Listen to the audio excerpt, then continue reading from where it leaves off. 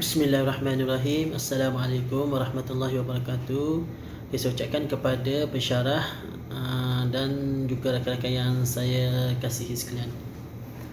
Pada hari ini pula kami akan membantahkan hasil kajian yang telah kami jalankan, iaitu kami telah bersetuju dan telah memilih satu tajuk atau kajian mengenai pengurusan strategik dalam organisasi, iaitu melibatkan Jabatan Penilaian dan Perkhidmatan Harta atau nama singkatannya JPPH. Sebelum kita pergi lebih lanjut, saya ingin memperkenalkan ahli kumpulan terlebih dahulu. Ahli kumpulan kami terdiri pada 4 orang ahli. Yang pertama saya sendiri, Tuan Asama bin Cik Nadir 259570. Ahli kumpulan yang kedua Zulkan Nabi Muhammad 258922. Ahli kumpulan yang ketiga Samsul Fidah bin Syahidan 258860. Dan kumpulan yang keempat Nur Syafiqah binti Zainuddin 258804. Sebelum kita pergi kepada pengenalan pengurusan strategi. Strategi adalah cara individu atau organisasi mencapai objektifnya. Strategi juga menentukan kadar, kaedah atau membuat rancangan strategi baru untuk membawa masa depan yang diinginkan, seperti pencapaian matlamat atau penyelesaian masalah. Istilah pengurusan strategi digunakan untuk merujuk keseluruhan skop aktiviti dari segi membuat keputusan strategi dalam sebuah organisasi. Selain itu juga, pengurusan strategi adalah proses di mana pengurus berusaha untuk mengembangkan pelaksanaannya dan merumuskan strategi. Mereka mesti proaktif menjangka perubahan, terus memperbaiki dan membuat perubahan dramatik pada strategi mereka. Sampai itu juga pengurusan strategi ni organisasi melibatkan 3 proses berurusan, iaitu analisis, keputusan dan tindakan. Dalam analisis, pengurusan strategi merujuk kepada analisis tujuan strategi seperti visi, misi dan objektif strategi, termasuk analisis persekitaran, dalaman dan luaran organisasi. Secara ringkasnya, evaluasi pengurusan strategi ini melibatkan pendekatan asas secara meluas. Tahap awal pengurusan strategi lebih tertumpu pada proses perancangan kewangan. Walau bagaimanapun, penilaian tersebut dikembangkan untuk proses perancangan, pelaksanaan dan kawalan. Bagi melengkapkan tugasan, kami telah memilih sebuah jabatan kerajaan, iaitu Jabatan Penilaian dan Perkhidmatan Harta atau nama singkatannya JPPH. Sebenarnya kita pergi sedikit mengenai latar belakang JPPH atau Jabatan Penilaian Harta. Jabatan Penilaian dan Perkhidmatan Harta ni di bawah Kementerian Kewangan Malaysia, di mana bermula sebagai bahagian penilaian di Pemerintah Darat Malaysia pada 1 Jun 1997. Antara fungsi dan aktiviti Jabatan JPPH seterusnya diperkembangkan untuk memenuhi keperluan kebakaran yang berkaitan dengan industri harta tanah. JPPH, untuk pengetahuan juga, JPPH ni beroperasi dari 52 cawangan meliputi semenanjung Malaysia, Sabah dan Sarawak, di mana diketuai oleh 14 pengarah penilai negeri dan 38 penilai daerah. Selain itu, JPPH memainkan peranan yang penting dalam pembangunan negara dengan memberikan perkhidmatan yang boleh dipercayai, menepati masa dan profesional, yang meliputi perkara-perkara berikut. Pertama, sebagai penasihat kepada kerajaan dan agensi-agensi tertentu, sebagai pakar runding kepada kerajaan.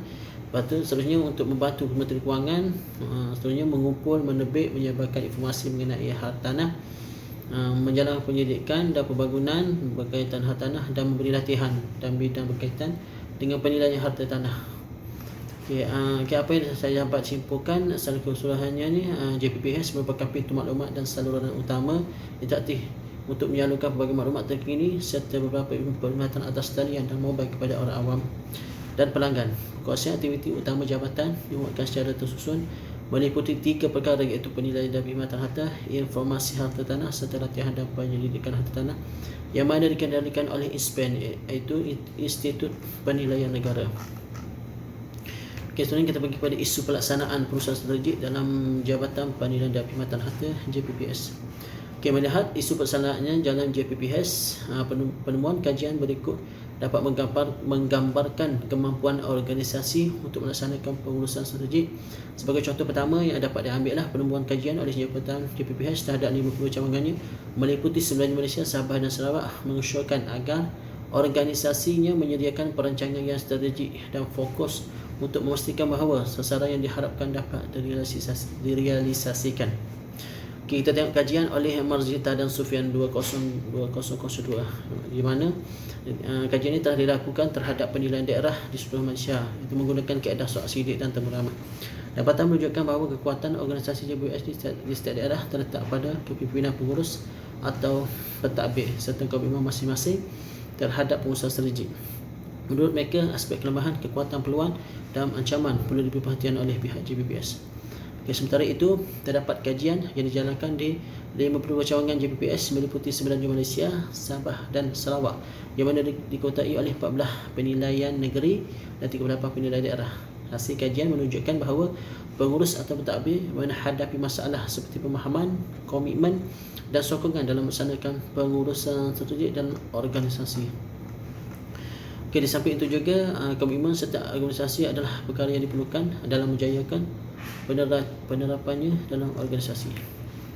Setakat itu saja pembentangan daripada saya. Dan untuk pembentangan yang seterusnya, saya serahkan kepada Encik Zulkarnain bin Mohamed, dipersilakan. Sekian dan terima kasih. Assalamualaikum, saya Zulkarnain bin Mohamed. Saya akan membentangkan mengenai ringkasan kaedah yang digunakan untuk menghasilkan strategi. Strategi adalah rancangan tindakan yang diambil oleh pengurus untuk mencapai matlamat keseluruhan jabatan. Yang kedua, visi, misi dan nilai. Untuk mengembangkan strategi jabatan memerlukan pemahaman yang jelas tentang apa itu dan apa yang diwakilinya. Ahli strategi perlu melihat perkara berikut.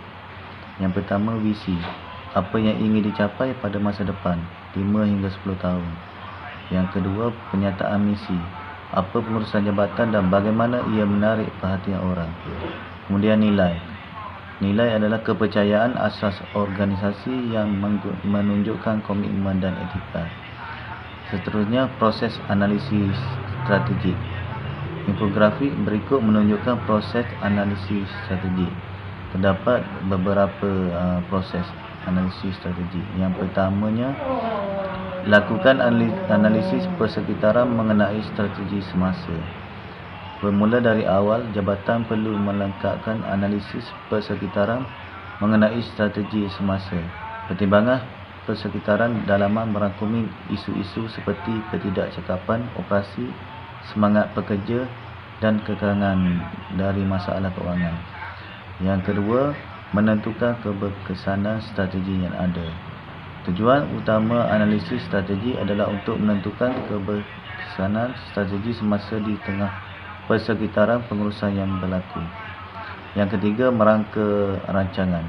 Sekiranya jawapan atas pertanyaan yang diaju dalam tahap penilaian adalah tidak atau tidak pasti, kita menjalani tahap perencanaan di mana jabatan itu mencadangkan alternatif strategi.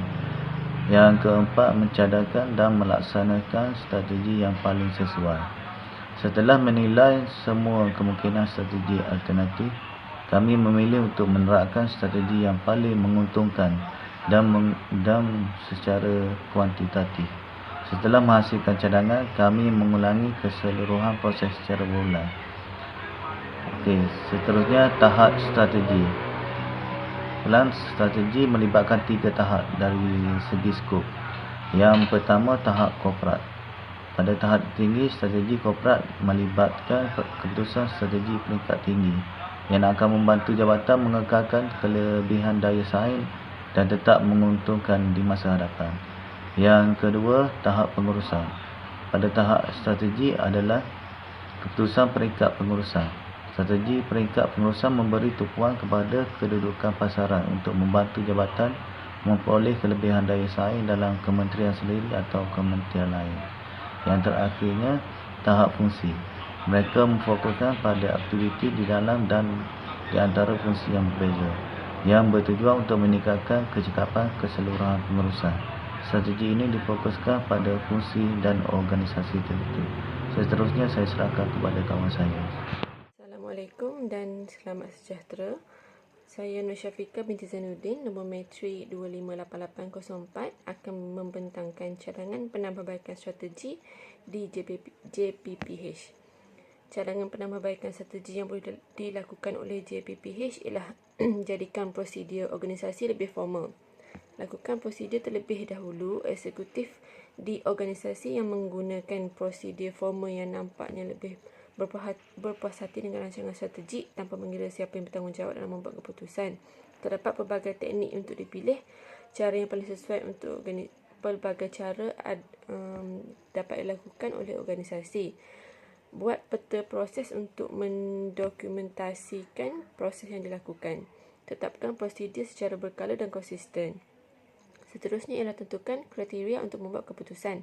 Kaji kemungkinan strategi berdasarkan keutamaan organisasi. Tahap keperluan pelanggan, potensi ukuran pasaran dan keserasian dengan portfolio semasa. Misalnya mungkin merupakan faktor penting untuk dipertimbangkan ketika menilai masalah dan juga peluang. Tumpukan perhatian pada kemungkinan pengembangan. Malangnya, banyak organisasi tidak mengutamakan prospek pembangunan baru dalam perancangan strategik mereka. Memahami potensi pertumbuhan dan memutuskan cara terbaik untuk mengejar peluang ini adalah alasan penting untuk mempunyai strategi yang strategik. Yang terakhir ialah mengenal dan menangani masalah strategik. Tumpukan usaha perancangan strategik organisasi pada cabaran strategik dan bukannya taktikal. Pertimbangkan untuk menggunakan permasalahan strategi untuk membimbing perancangan strategi organisasi. Tumpukan rancangan strategi pada inisiatif yang akan membantu organisasi mengatasi dan mendapat keuntungan dari masalah yang dihadapi. Menghasilkan rancangan strategik yang mencerminkan tujuan dan cabaran organisasi hanya berguna jika organisasi mengikutinya. Penting untuk menyelaraskan pengurusan dengan strategi untuk mendukung pelaksanaan rancangan. Pastikan semua hasil yang dapat disampaikan dengan jelas di dalam organisasi. Rekodkan dan laporkan kemajuan organisasi. Semasa fasa perancangan, tentukan kriteria kejayaan. Ukur dan laporkan kemajuan rancangan sekurang-kurangnya sebulan sekali. Itu sahaja daripada saya. Saya serahkan kepada rakan saya seterusnya. Sekian, terima kasih. Assalamualaikum warahmatullahi wabarakatuh. Nama saya Syamsul Firdaus bin Syaidan. Nombor metrik 258860. Saya akan menyambung berkaitan dengan pengurusan strategik dalam organisasi Jabatan Penilaian dan Perkhidmatan Harta JPPH di bahagian kesimpulan, yang mana pengurusan strategik dalam organisasi dalam penilaian Jabatan Penilaian dan Perkhidmatan Harta JPPH bertanggungjawab di dalam beberapa aktiviti yang harus dikendalikan oleh jabatan tersebut, dan pengurusan strategik seperti merancang, menyelenggara dan mengurus harta tersebut melalui pengendalian dan carian rasmi mengenai bukti-bukti pegangan dan mengurus serta memantau projek-projek pembangunan dan penswastaan oleh JPPH bagi menjana pendapatan. Sebagai satu badan yang pakar dalam rundingan kepada kerajaan dan agensinya untuk memberi perkhidmatan perundingan dalam pelbagai aspek kajian berkemungkinan, pengurusan harta dan perejenan harta dalam JPPH. Dalam pengurusan strategik juga mampu mengesan persekitaran dalaman yang juga memerlukan penambah baik, malah melakukan perubahan-perubahan, tetapi jika ia tidak berhati-hati, berkemungkinan boleh menyebabkan salah tafsir apakah yang sepatutnya diselaraskan oleh objektif perkhidmatan tersebut.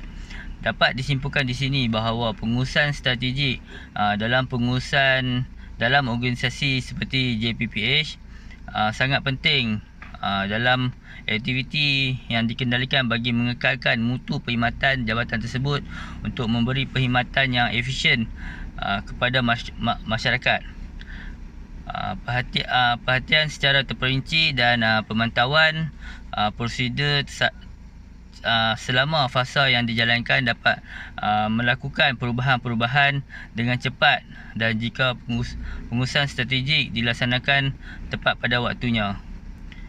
Sekian, terima kasih.